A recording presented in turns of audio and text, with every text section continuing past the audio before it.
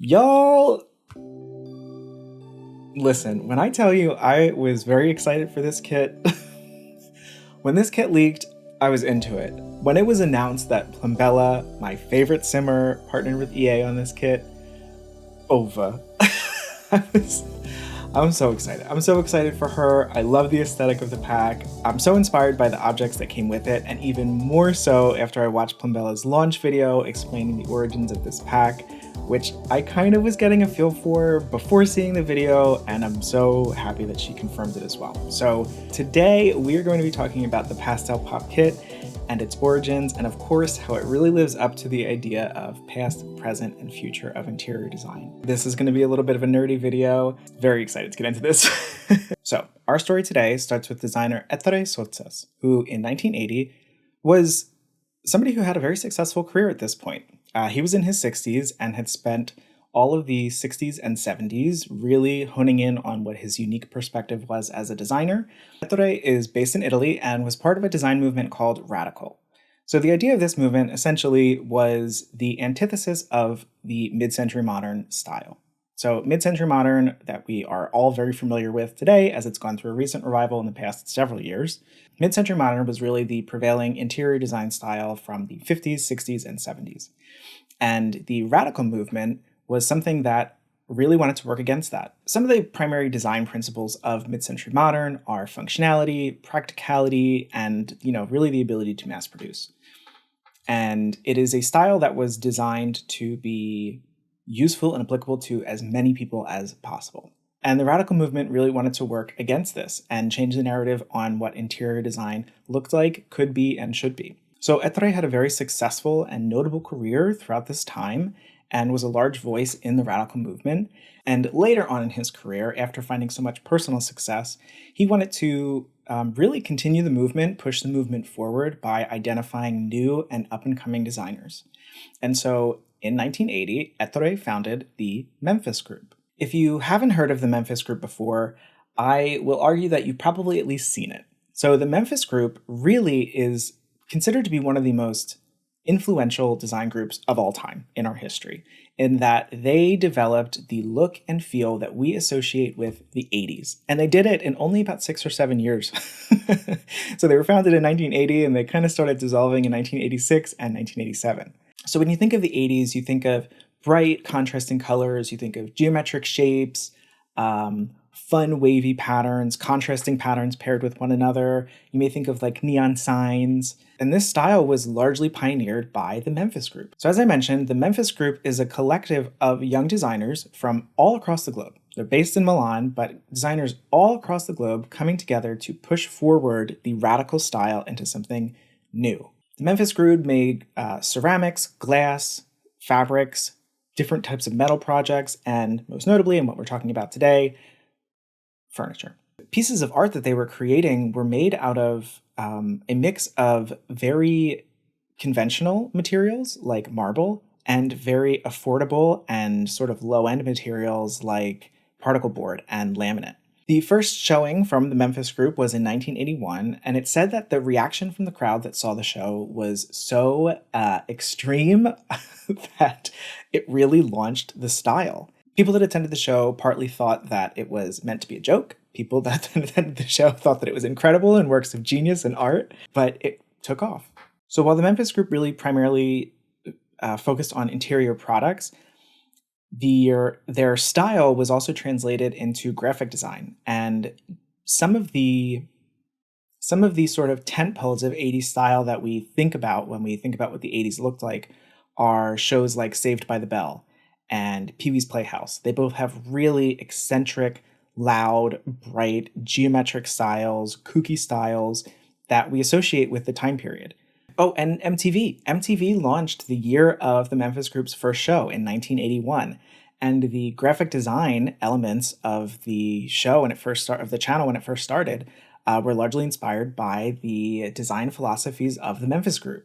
And so that really scratchy, grainy, bright, contrasty neon style was indicative of the work that the Memphis Group was doing. So even though we associate this style with the 80s, the funny thing is that it was really never accessible to the general public.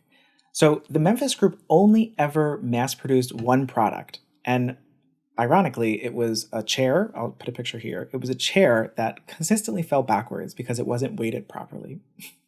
And when I say mass produced too, just to be clear, they sold about 3,000 units, which by today's standards, and even then, is kind of nothing.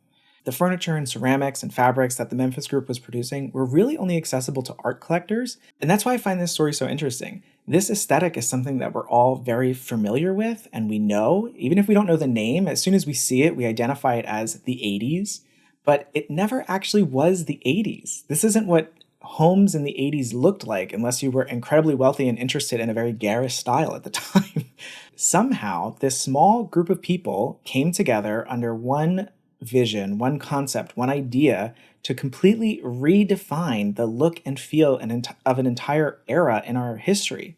So much so that we immediately identify this style from that time period. And the principles of this style are coming back today in Avant Basic. One of the ways this style is still so alive today is through apps like TikTok, communities like TikTok.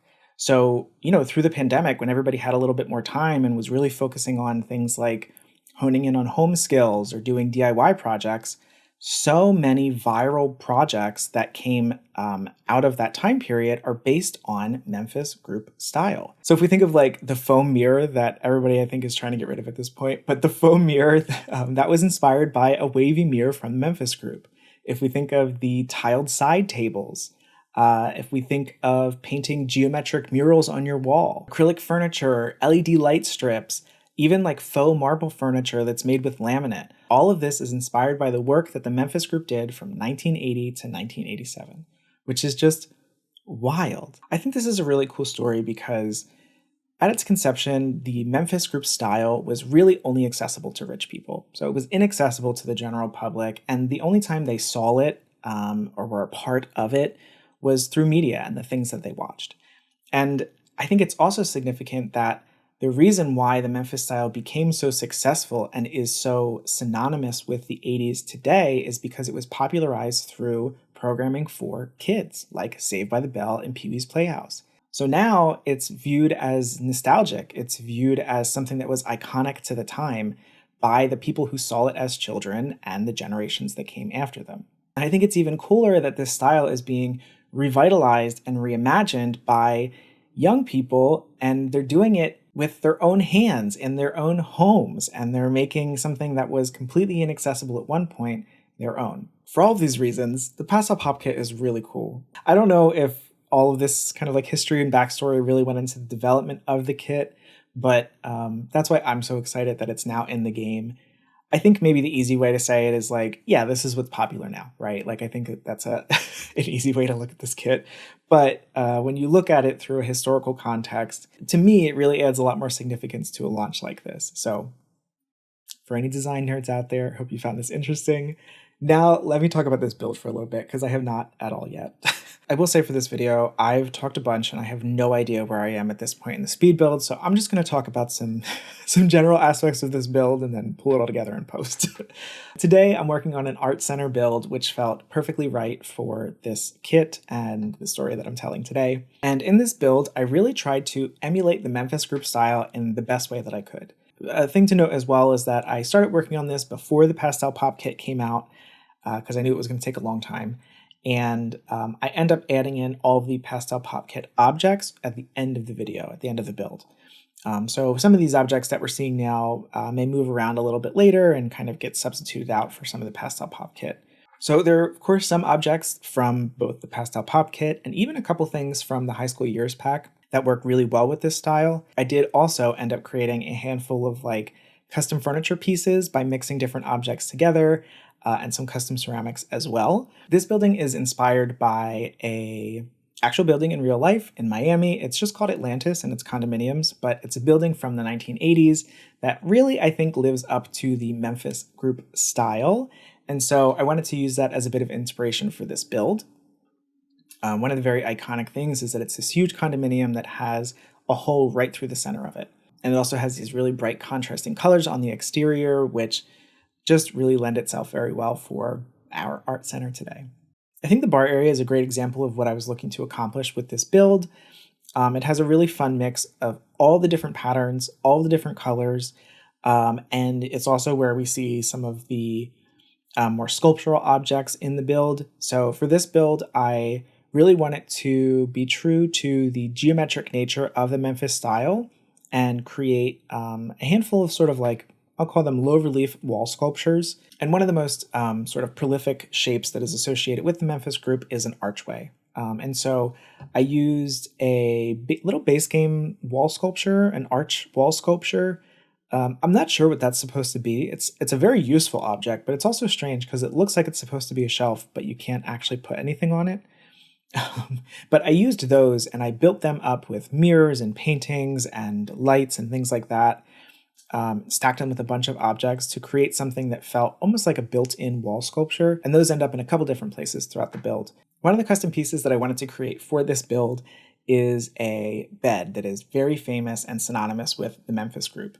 So it's sort of if you look up the Memphis Group on Google, one of the first images that will pop up is the collective of people. It's like 6, 7, 8 people, something like that, all laying on a tatami mat bed. And the furniture has a really interesting design to it. And fortunately, I was able to recreate it in The Sims 4 using a very simple platform and some tatami mats and a couple other objects paired together as well. So I wanted to put that front and center because it's something that is so synonymous with the Memphis Group, and you can actually see it from the outside, which I love. And I did end up putting a meditation pillow in the center of it too, so it actually has a little bit of function. One thing that I love about the tatami mat as well is that I was able to extend the checked pattern that I used on the platform into the floor and onto the walls as well. And so I just imagine in real life, if you were to walk into a room like that, where, from wall to ceiling to floor to the piece of furniture that you're there to look at, everything is kind of connected. I feel like that would look so cool. For the lighting fixtures, I was stuck for a long time trying to figure out what made sense in this build.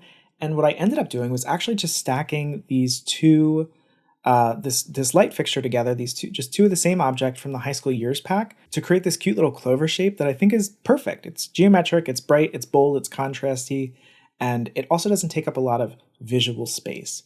That was really the trick for me in working on this space, was figuring out how to balance all of the bright colors and patterns in a way that you could still play this without, straining your eyes. I think, this style in real life translates in a much different way than in The Sims 4. And one thing that I always really try to be mindful of is playability. And I want to make sure that when the walls are down or when you're moving around with the camera, that it's easy to see your Sims. It's easy to click on the things that you want to do in the lot. And this one was, no exception. So even though this is so much busier and bolder than most things that I've created before, I still wanted to make sure that it was playable and that you could really see and appreciate all the different objects for what they were. And a good example of that too is actually the second floor lounge. So when I first started working on this build, I loved the idea of having these sort of crisscross staircases, both on the first and the second floor. And as I was working on this build, I just kept feeling like it was too much to look at. I liked the concept of it and I wanted a hint of that, but being able to see both of them felt like it was busy and empty at the same time. And so what I did to solve this was I put a wall partially between the staircases. And so it simplifies what you're looking at and it makes it a little bit easier to digest, but you still get the hint and the idea that there are two of these kind of like contrasting crisscross staircases. But yeah, you're just not looking at as much all at once. And then on the second floor, it's kind of more of a loungy area. Towards the end of the build, if I haven't done it already, again, I'm not sure where I'm at in this video, but towards the end of the build, I end up adding a little coffee station up there, and I make use of the fun Wavy table from the Pastel Pop Kit as well to do that. And then from the second floor, there's also roof access. On the second story roof, I guess the first story roof, I added some lounge chairs and some umbrellas and a little radio out there in case your sim wants to take a break from creating and get a little R&R out on the roof and check out the sunset. So some of the other aspects of this build are the required items. So an art center requires a woodworking table, but I also thought because this kit came with those really fun wavy candles that I would include a candle making station as well from the Eco Lifestyle pack. And so I paired the woodworking table and the candle making station in the same room. And then Strangely, you also have to have a little activity table for kids in an art center, and I player tested this for a very, very long time. I was probably in this lot for, I don't know, 5, 6 like in-game days, just working on things and making like small tweaks and adjustments. And I didn't see one child come to this lot. Not one. So I'm not sure why that object is included as being mandatory. There's little room for those as well. And then in this build too, I really wanted to make use of platforms. I feel like that was something very big with the Memphis style as well. So I wanted to make use of platforms, specifically platforms that feature this, very simple but graphic tile treatment. And so you'll see there are a couple different areas throughout the build that have a full tiled everything. So the floor, the platform itself, and the walls around it are all this really simple white tile. And I feel like it's a really nice way, again, to create something that feels very intentional and graphic, but also not overly busy. I wanted the sort of like workshop area to feel like it was functioning. And so I wanted to have shelves that were home to all the creations that were being made in this art center. I think it's cool to think that the Sims come here to create something that they want to sell on Plopsy. And, they're also able to use this space for short-term storage if they would like to as well. Same thing with the artwork. I just wanted this to feel more like it was a functioning space and that Sims were actually going here and working and utilizing the resources that their community provides to them. And at this point, we're going to just start putting in some of the Pastel Pop Kit objects. The first thing I placed down was this awesome Wavy accent table. I'm obsessed with this. It's probably one of my favorite objects in the pack, and I will probably use it very, very often. Apologies in advance. I use this to create sort of like a little coffee station, a little bar station on the second floor lounge area. Next, we're going to use some of these little wavy candles. I was a little bummed that they did not fit on those shelves. That was kind of the intention the entire time, was for those, when I was working on this, was for those candles to fit on those shelves, and unfortunately they did not. But it's okay. It ended up giving me an opportunity to use this little tile side table to put the wavy candles next to the workstation. Oh my gosh, and these little flower objects, the little flower vase, such a beautiful object, so useful, so pretty, so modern, and also so avant basic. I love it. I put that in a couple different places in this build. Here we are dropping in the new couch in that sort of couch creation thing that I made on the lounge there. That actually ended up working perfectly. I wasn't even intending on using that. So one of the unique things about this build is the bathroom.